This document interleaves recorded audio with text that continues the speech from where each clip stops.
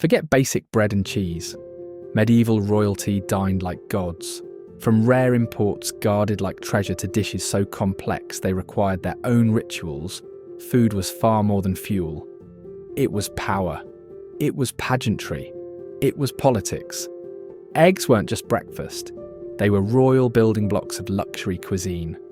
Boiled, baked, stuffed with saffron and almond milk, or wrapped in gold leaf, eggs symbolised fertility and divine favour. Special breeds of hens were kept just for royal households. Some kitchens used over 1,000 eggs per feast, and egg-based dishes were so prestigious that they often appeared at coronations. Before cow's milk was common in noble diets, almond milk was king. Smooth, rich and shelf-stable, it was used in sauces, stews and desserts. Almond milk was so prized that kings imported almonds by the ton. During Lent, when dairy was banned, almond milk kept royal dishes rich and creamy, without violating religious rules. Aspic was edible art. Meat stock was boiled until it jellied, flavoured with herbs and poured into ornate moulds. Some jellies encased flowers, birds, or whole-cooked fish. Royal chefs crafted illusion foods, gelatinous sculptures that looked like jewelled relics or even landscapes, meant to dazzle guests and intimidate rivals at the table. From cranes to herons, medieval kings hunted or imported exotic birds for their tables.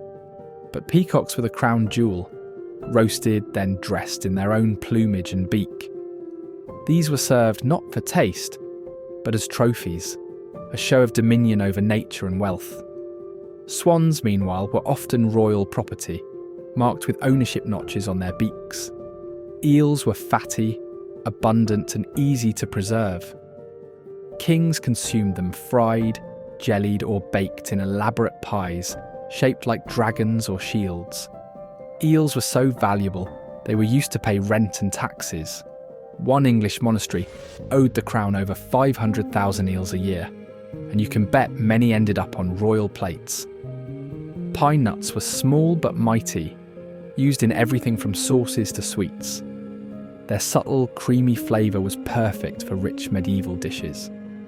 Because they had to be laboriously harvested by hand from tough pine cones and transported long distances, pine nuts were more expensive than some spices and treated like edible pearls. These Middle Eastern imports were often mashed into spreads, candies, or added to meat dishes for a sweet savoury mix. Figs were seen as a symbol of wisdom and prosperity. Royal apothecaries praised them as health foods and aphrodisiacs. Kings gifted fig and date treats to favoured allies and visiting envoys as edible diplomacy. Kings loved floral flavours. Rosewater and orange blossom syrups were drizzled over pastries, meats and even rice. They were fragrant, exotic and extremely costly. These ingredients were so luxurious that entire court gardens were devoted to cultivating roses and bitter oranges, solely for royal kitchens and apothecaries. Hippocras was a luxurious spiced wine, enjoyed warm or cold, often served at the end of royal meals. It was made by infusing red or white wine with a mixture of cinnamon, ginger, cloves, sugar, and sometimes rosewater. Named after the ancient physician Hippocrates, this drink was thought to aid digestion and extend life. It was so revered that special Hippocras chambers existed in royal households, and the drink was typically reserved for high-ranking guests. The preparation itself was ceremonial. Wine was filtered through a Hippocrates sleeve, a cone-shaped cloth bag, and presented in silver goblets with great flair. More than candy, marzipan was edible propaganda. Shaped into animals, saints, or entire battle scenes, these almond sugar sculptures were centerpiece desserts for royal banquets. Highly skilled artisans were employed just to make marzipan art. Some pieces were painted with natural dyes and cost more than a knight's yearly salary. To eat like a king in the Middle Ages meant more than full bellies. It meant showing the world your wealth, wisdom, and power. We all know about mead and meat pies, But the medieval world had a sweet tooth too. Perry jelly was a shimmering treat made from fermented pear juice and honey, thickened into a wobbly jelly. The wealthy often spiced it with cinnamon or clove and poured it into moulds shaped like animals or shields. Perry was considered safer to drink than water, and when turned into jelly, it became both medicine and dessert.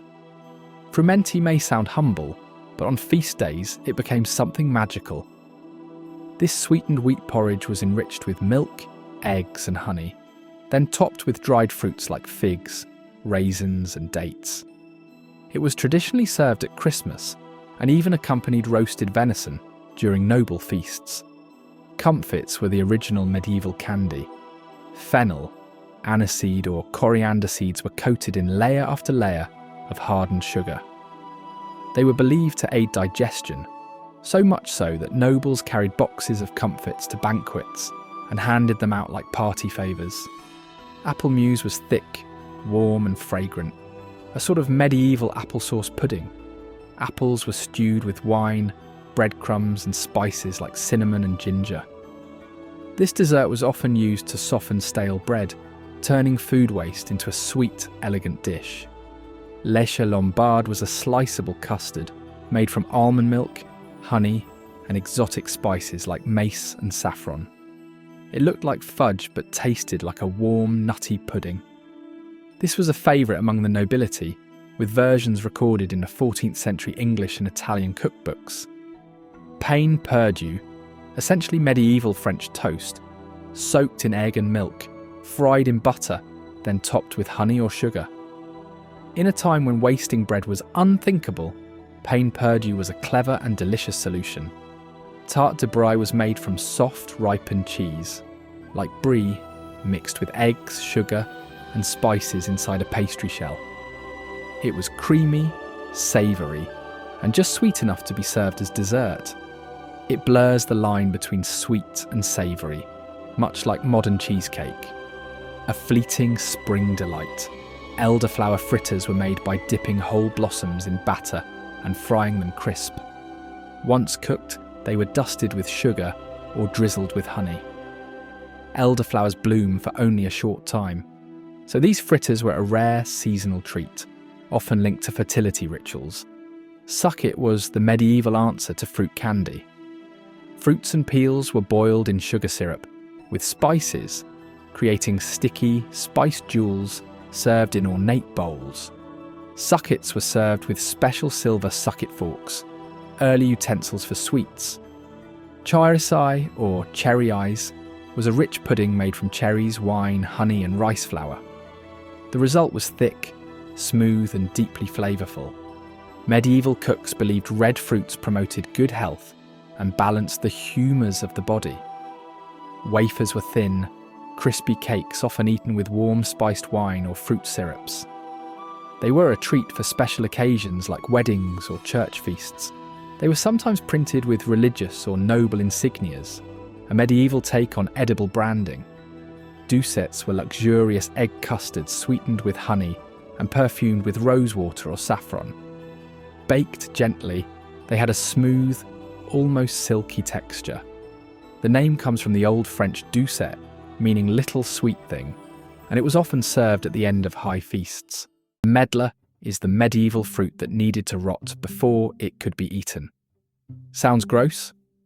Actually, it's a process called bletting, where the fruit softens and sweetens after harvesting. Once bletted, it has the texture of applesauce, and a flavour often compared to spiced dates or baked apples.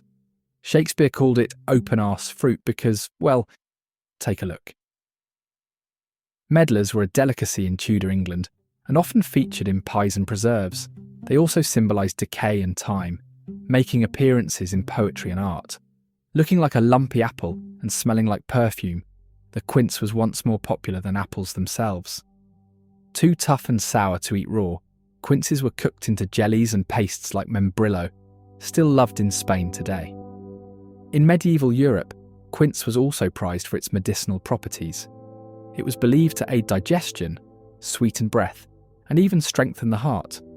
Also known as Juneberries, these small blue-purple fruits taste like a mix of blueberries and almonds. They were often foraged by villagers and baked into rustic tarts. Their name may come from Appalachian funerals. Service berries bloomed when the ground thawed enough to hold burial services. Sloe berries are as medieval as chainmail.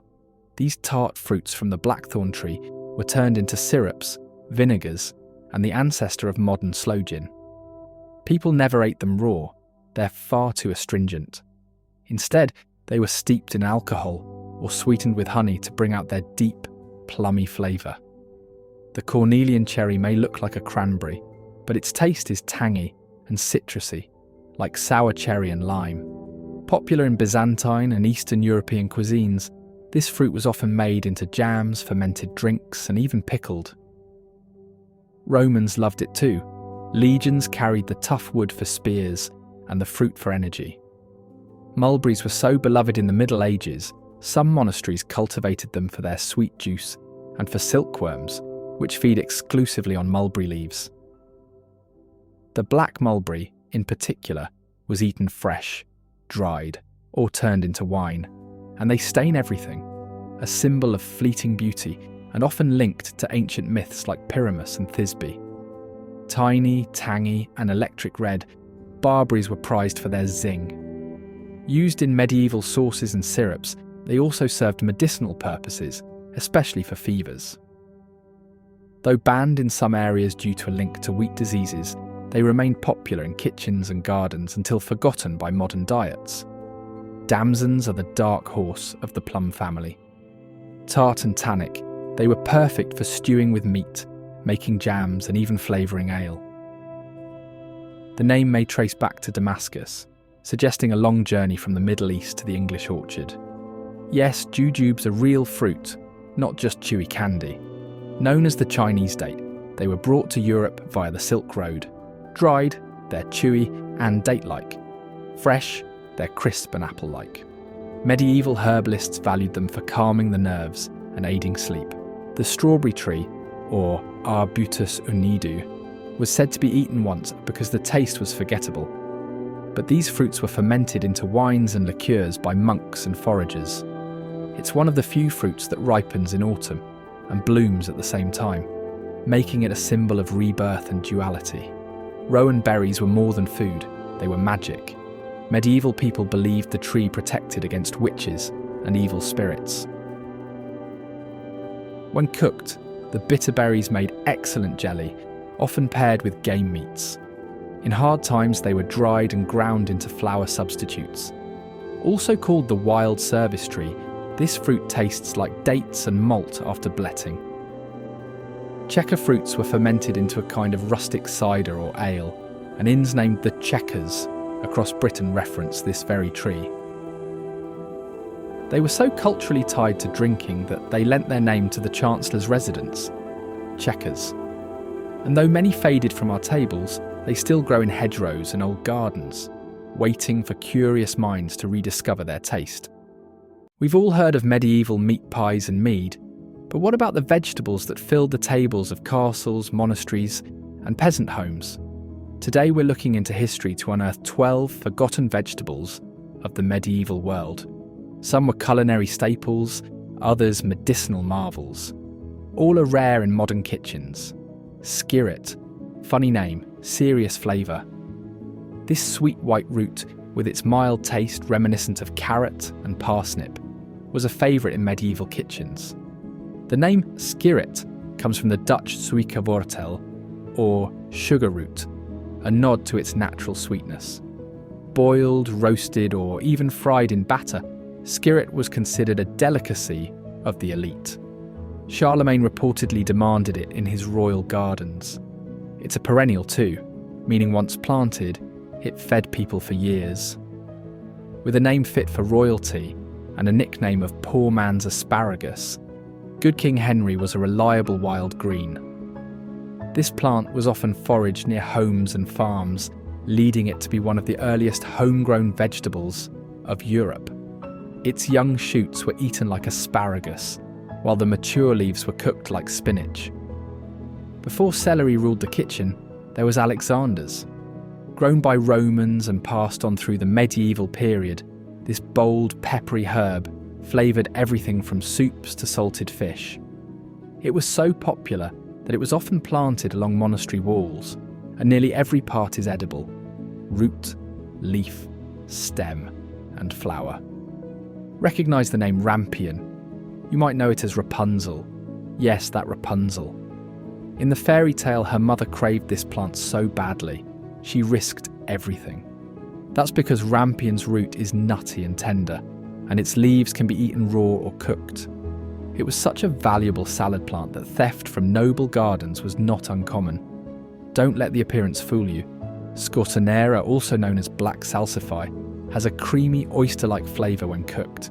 Its name means viper's herb in Spanish, due to its supposed ability to treat snake bites. Once considered a cure for the plague, it was a prized root in both culinary and apothecary gardens. Blanched and buried in sand, sea kale shoots were a coastal treasure.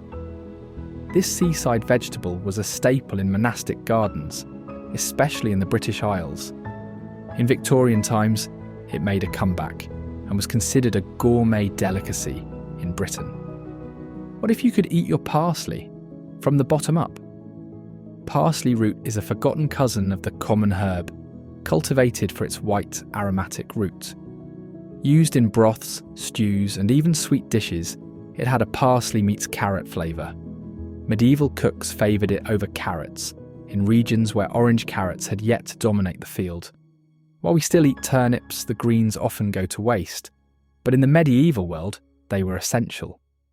Boiled, pickled, or sautéed with vinegar and spices, turnip tops were rich in nutrients and flavour. Turnip greens were so valued that crop rotation systems were designed in part to ensure their steady supply. Strong, savoury, and celery-like, lovage was the medieval MSG. Used to flavour broths, meats and sauces, it was also brewed into teas and digestive tonics. Monks planted it widely for both food and medicine. Think lettuce is just for salads? Meet cheltus, a variety grown for its crunchy, juicy stem. It was often peeled and stir-fried, and its mild, nutty flavour made it popular in Asia and parts of southern Europe. Though Celtus faded from European fields, it's still popular in Chinese cuisine today. With a taste like sweet chestnuts and parsnip, chervil root was a prized winter food.